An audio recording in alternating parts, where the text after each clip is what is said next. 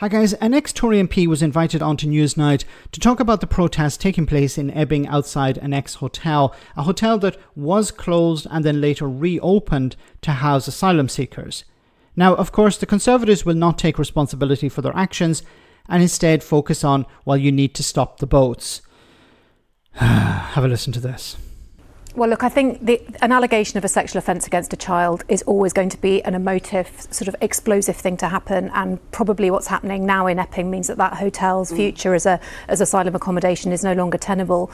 But actually, I can't answer the second part of your question, because with the increase in numbers, and they are really high this summer, I think they're the highest ever, there simply isn't a sensible alternative. We can start talking about army barracks, and they have lots of inadequacies too and don't really provide the answers.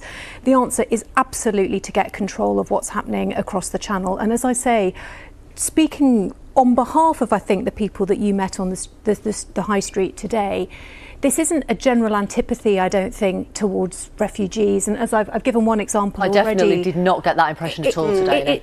It's about this profound concern that is taking root all over the country about undocumented men. And just to come back, Nick, on one of your points, I know what the government have said. Actually, I'm glad they've said it about refusing to grant asylum to a convicted sex offender, but there are other ways of the remaining in the United Kingdom under the Modern Slavery Act, under invoking certain sections of the Human Rights Act. You can avoid deportation.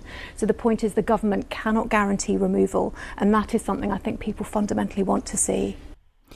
So the Tory response is we need to control the border, we need to look at what's happening across the English Channel.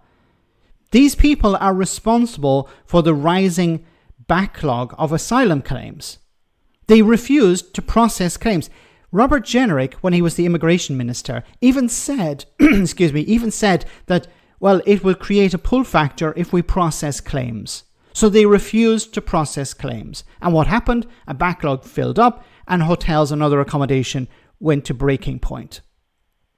Now, the Labour government is trying to deal with this by closing hotels, but if numbers keep coming in, they have to be housed somewhere. And when it comes to protests like this, all you're going to do is see this hotel closed and the asylum seekers moved somewhere else, because they're not going to disappear. The solution, of course, is to process the claims, to inject as much resources as possible into the Home Office to process these claims, to bring the numbers down, to bring down the backlog, get people who have a right to stay into refugee status and eventually working and living in normal accommodation, and those who have no right to stay deported, removed. But Tories decided, no, we're not going to focus on processing claims, we're going to focus on decorations, on shiny things like stopping the boats. How many times did the Prime Minister, Rishi Sunak, talk about stopping the boats? Press conferences about stopping the boats. They were not actually interested, and I said it at the time, in stopping the boats. If they did, they would have opened safe routes. This would have stopped the boats. And the people who are in the country already, you would have processed the claims. But they took an active decision not to do that.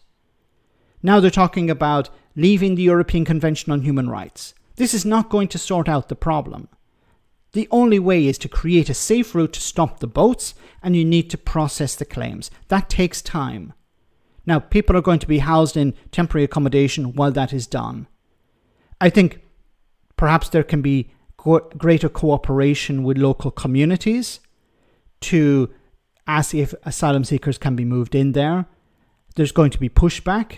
The government will have to come up with viable solutions, but forcing people into communities where the communities don't agree or they don't know about this is going to only help Nigel Farage and the far right, because they will say, look, these criminals are coming in, these people have no right to be in the country, they're intimidating members of the public, they're making people feel afraid, and the strongest argument that the right wing will use is your community is being destroyed by these asylum seekers, that the demographics are changing or stuff like this. And this is, unfortunately, a very powerful argument.